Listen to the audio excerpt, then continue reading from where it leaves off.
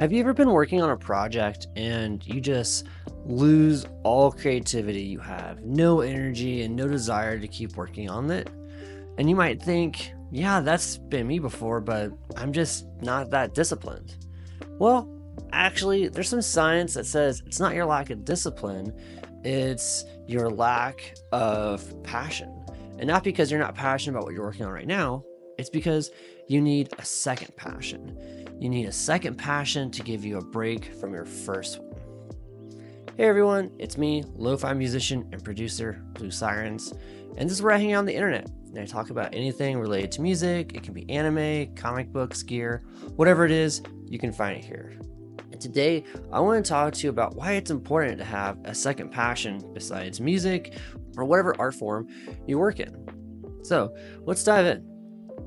I recently watched the documentary Fading West by Switchfoot. And in this documentary, they are on a tour, traveling, and they're writing music while they're not playing shows, and they're going surfing. That was the big goal. We're going to go surfing, and we're going to write a whole new album while we're on the road. And to me, this did seem a little counterproductive. Like, you're out on the road, traveling, doing music, like, keep doing music. But they specifically took time out of their day and scheduled it, and sometimes even strained their schedule a bit to where they were late for some things so they could go surfing. And I think this is actually a genius idea after I watched the documentary, because they say several times in the documentary after they get out of the water that they just feel completely energized and they feel ready to go play a show or ready to go play music, and that it's just a really good way for them to take a break from reality.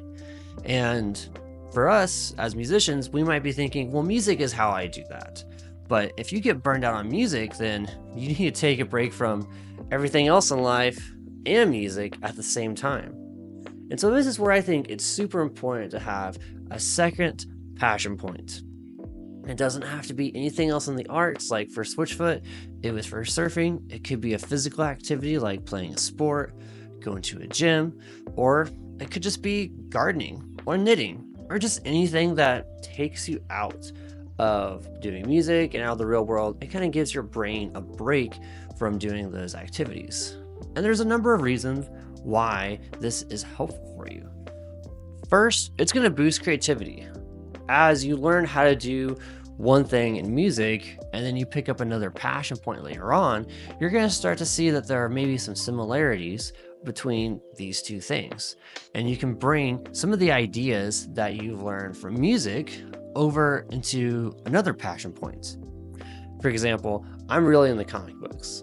And sometimes when I'm reading a comic book, I start to imagine what kind of music would work really good here, or what kind of music would this character listen to or like to learn how to do or learn how to play an instrument. And I get really into applying music to these characters. And then it's all these like what if ideas about music and the characters in the comic book, or how music might sound in a certain scene in a comic book. And then that inspires me to go further into making music when I'm done reading a book, and vice versa. There are things where I'm trying to take ideas or concepts or inspiration from a comic book and make it for music. For example, if there's a book that I'm reading that takes place in outer space, I might think, oh, well, what would it sound like if there's a soundtrack that is for this comic book? And I might go and make something like that and use that comic book kind of like as a homing guide for the tempo and the feel of what that song might be like. And you get these different approaches that kind of will help you bleed into other passion points. Secondly, and probably the most important one, it's going to prevent burnout. If you get really tired or stressed about doing music, you can know that you can take a break and do something else. I think this is really why a lot of people enjoy video games. It helps them take their mind off of their main job or other projects they have going on, and they can kind of just zone out and focus on playing the game and know that when the game's over, they just go back to doing what they were doing before, but they have maybe more mental capacity to do it, more energy, and a different perspective. So it's going to prevent burnout, and I think honestly, that's the biggest thing you want. In any career or anything you're doing, burnout is a major killer, not just for your energy, but also for your motivation. because once that motivation's gone, it's a lot harder to get it back. It might take months or even years to get your energy back from burnout. So taking your breaks regularly, if you see the signs of having burnout creeping into your life, pivot to a different passion. Do that for a couple days or a week. And then when you come back, different perspective and different approaches will hopefully be there for you to where you can move on with those projects. Third, it's going to make you more resilient, because if you fail at the one thing you think you're good at, if you fail at music, or if music doesn't do something for you that you wish it would, or people don't receive a song that you worked really hard on, that might feel like a failure. And if you don't have something else you can pivot to say, well, I have this other aspect of my identity that I'm not a failure in, or I don't have that perception of being a failure in, and I can enjoy, you can go into that part of your identity or that passion and feel fulfilled there. I think it's really important also to not think of music or anything like as being a failure, but just knowing it's not what defines you. You might think, music is what you're really good at and it's your thing, but when you have a tough spot and a struggle, you can't let that failure hold you back. And by having your identity in multiple aspects, whether it's in relationships, a passion, or music, you can say if something isn't working out in those areas, that everything else is still successful, it's still going well, and it's not holding you back. If your identity is built into just one thing, music, and it's not going well, it's a lot harder to feel like you can move forward when everything that you're choosing to define yourself as, you're viewing as bad, as unsuccessful, as a failure. So having multiple passion points is going to help you grow your identity, and when things approach you as a setback, it's not going to feel like too much as a setback, which is great because it's going to help you move forward faster, and again, just get back into your passion point with the right energy and the right motivation you need to be successful again.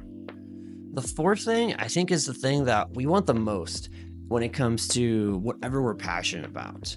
When we go to work, if it's our 9-to-5 job and we clock in, we may think this is just taking forever to get to where we can clock out and we can focus on what we're passionate about.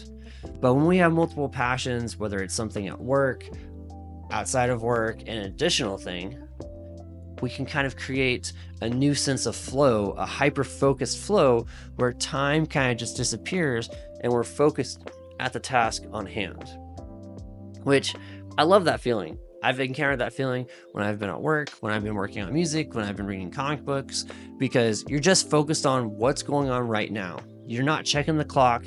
Nothing else is going on in your head. You're just hyper-focused on what's happening and what needs to be going on right now in this moment. And when you have multiple passion points, it makes it easier for you to achieve this mindset, the state of flow, because shifting between different passion points is helping you stay hyper-focused, because there's so many other things that your brain wants to focus on that if you can say, I'm just focusing on this, and then I know I've got other things to focus on later, it helps you create that separation between these tasks and you can stay focused on it. For me, it's also an aspect of time, because if you have a day job and then you have 2 passion points outside of work that maybe you want to contribute to each day, when you get out of work and you've got maybe an hour for one and 30 minutes for another, if you just say, I can only work on this and only focus on this for the next hour, everything else kind of just disappears. And you're just really focused on that for the next hour. There's no YouTube videos that are popping up on the side. There's no distractions from your phone. Even if my phone does vibrate, sometimes I'm so focused because I know I only have an hour or I only have 30 minutes to get this thing done. That's the only time I'm giving myself for that day. So my brain tends to get hyper-focused because it knows it's got to shift to a different passion point later. So it creates that flow state to where I don't really know what's going on around me sometimes. I don't have as many distractions and I'm able to focus just on what's going on. I don't have a sense of time. It's really quite cool, but also sometimes scary because sometimes I'm late for things because I'm just so focused on what's happening right now in the passion I'm focused on. And like I said, when you have multiple passions, you've got to schedule your time around things. So it's going to help you prioritize your time, and it's going to help you stay focused because you're limiting yourself to a time of what you can focus on for that hour or whatever amount of time you're giving yourself. And lastly, a second passion is just another outlet of joy. I have a friend that does gardening, and while he is very proud of the music he makes, he's also super happy and proud of when his garden just blooms and does well. And that's really fun to see him share photos of his garden, and I can tell he's very happy when that happens. When he's planted his garden and it's become a success, he's almost more happy about his garden sometimes than when a new song of his does well. And that's great because, again, you're not tying yourself up into your identity just being in one passion point, but also you just get more joy from more passions. Whenever I talk about comic books with somebody, that's also super fun for me. Whenever I get to interview people on my podcast, Bought Up in Podcast, where I interview comic book creators, that's also super fun and fulfilling as well. So having another passion point is not only going to just help you be more creative, more resilient, have a better complex identity, but also, it's just going to make you a happier person overall. So if there's been something that you've been wanting to explore, you think it might be something you're passionate about, or something you've shelved for quite a while and you're thinking, maybe I should pick that up, now's the time to do it. Because you may think that you're limiting yourself by only working on one passion point, or maybe you don't think you have time for a second passion point. When in reality, each one of these things is going to help the other passion point grow and help you become a more creative, a more dynamic, and a more focused person overall. So, is there a passion point you've been thinking about picking up but you just haven't yet?